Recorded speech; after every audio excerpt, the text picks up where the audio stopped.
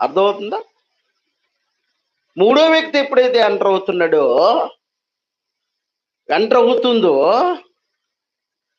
దేవునికి నరుడికి మధ్యలో ఉన్న సహవాసం కాస్త దూరం అయిపోతుంది.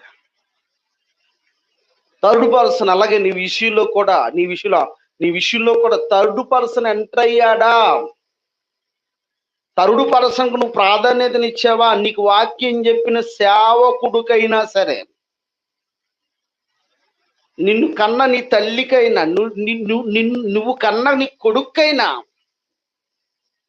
వాల్యుబుల్ ఇచ్చావంటే దేవుణ్ణి దూరం చేసుకున్నట్టు. అబ్రహాము విషయంలో కూడా అంతే. అబ్రహాముకి దేవునికి మధ్యలో ఎవరు వచ్చారు? ఇస్సాకు వచ్చాడు. ఇస్సాకు వచ్చేసరికి దేవుడు అనుకున్నాడు, ఎవరికి ఎక్కువ ప్రాధాన్యత ఇస్తున్నాడు, ఎవరికి ఎక్కువ ప్రియారిటీ ఇస్తున్నాడు, ఎవరికి ఎక్కువ